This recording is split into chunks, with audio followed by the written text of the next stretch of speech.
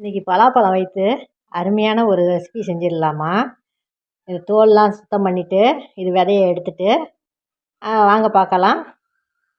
எல்லோரும் எப்படி இருக்கீங்க? நல்லா இருக்கீங்களா?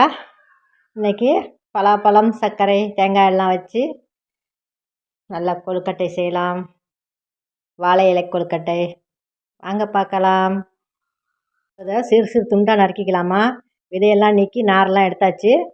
இது நல்லா தேங்காய் சொலை மாதிரி இருக்குது. இதை பொடி பொடி துண்டாக நறுக்கிட்டு காட்டுறோமா. ஸ்டவ் பற்ற வச்சுட்டு அடுப்பில் ஒரு கடாயை வச்சாச்சு. அதில் ஒரு அரை டம்ளர் தண்ணி சேர்த்துக்கலாம்.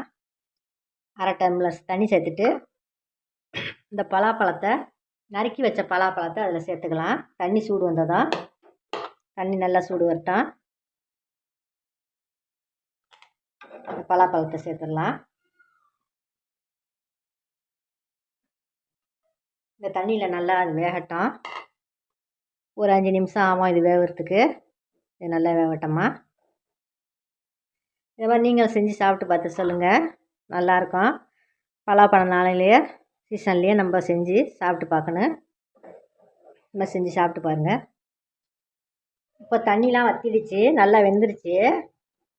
இப்போ இதில் நாட்டு சர்க்கரை போட்டுக்கலாம். ஜீனி வேணாலும் போட்டுக்கலாம், நாட்டு சர்க்கரை வேணாலும் போட்டுக்கலாம். நாட்டு சர்க்கரை போட்டால் அதில் மண் இருக்காது.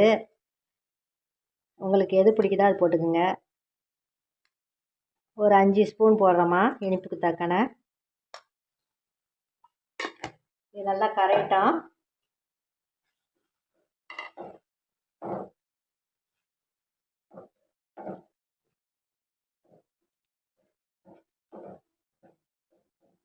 இது நல்லா கரையட்டும்.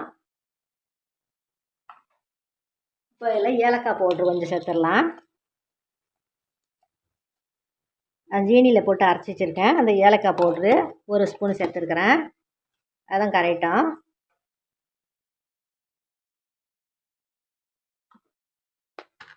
தேங்காய், ஒரு மூடி தேங்காய் மிக்சியில் தண்ணி ஊற்றாமல் அடித்து வச்சுருக்கேன். அதையும் சேர்த்துக்கலாம். இது நல்லாயிருக்கும். பசங்களுக்கு செஞ்சு கொடுங்க. நல்லா ஹெல்த்தியானது.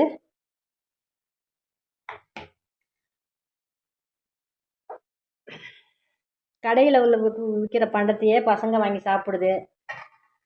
இந்த மாதிரி செஞ்சு ஹெல்த்தியாக கொடுங்க. பிள்ளைங்க சிறு பிள்ளைங்களாக இருக்கக்குள்ள எல்லாத்தையும் தான் கொடுத்து பழக்கணும். இதை மாதிரி கொடுத்து பழக்குங்க. இது நல்லாயிருக்கும். இது அப்படியே பிரண்டு 1 நிமிஷம் வேகட்டும். ஸ்டப்பிங் நல்லா திரண்டு வந்துருச்சுமா. இது நல்லா அப்படியே ஆறட்டும். ஒரு 10 நிமிஷம் இது ஆறட்டும். இந்த ஸ்டப்பிங் வைக்கிறதுக்காக மாவு ரெடி பண்ணுறோம்மா. அதுக்கு ஒரு அரை ஸ்பூன் நெய் விட்டு தண்ணி. இப்போ 1 கப்பு மாவுக்கு 1.5 கப்பு தண்ணி வச்சுருக்கேன். அதுக்கு தேவையான உப்பு போட்டுடலாம். உப்பு போட்டாச்சு.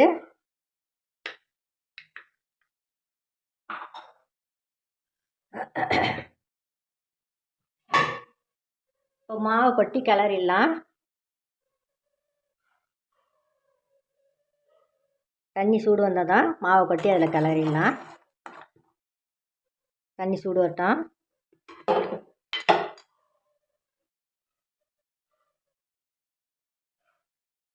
சூடு வந்துருச்சுங்க.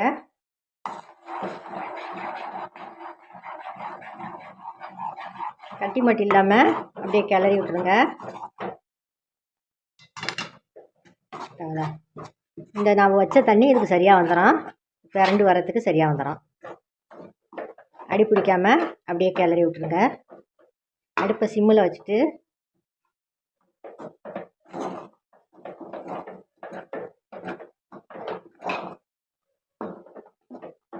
இந்த மாவு ஒரு 5 நிமிஷம் ஆறட்டம்மா.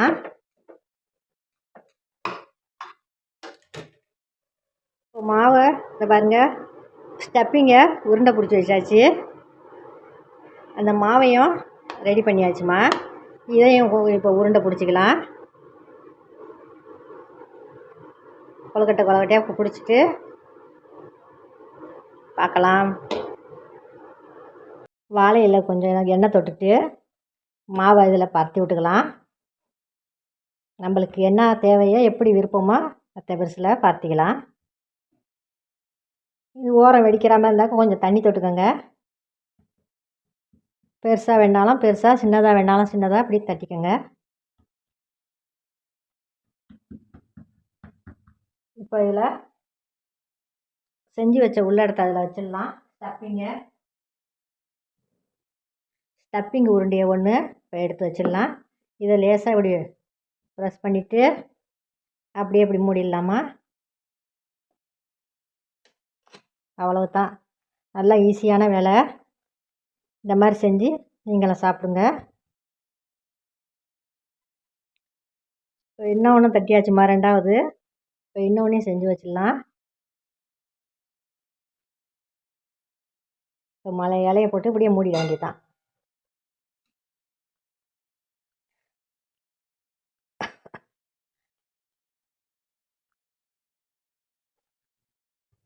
நான் இது தம்மா வேக வைக்க போகிறேன். எல்லாத்தையும் ஒரு பாத்திரத்தில் அடிக்கிட்டோமா. இதை ஆவியில் வச்சு வேக வச்சிடலாம். வாங்க பார்க்கலாம். ரொம்ப ஈஸியான வேலை தாம்மா இது. ஒரு பாத்திரத்தில் தண்ணி ஊற்றி வச்சுருக்கேன். இதில் தம்மா வச்சு வேக வைக்க போகிறேன். பாருங்கள், தண்ணி சூடு வந்துருச்சு. இதில் ஒரு மூடி போட்டு மூடிடலாம்.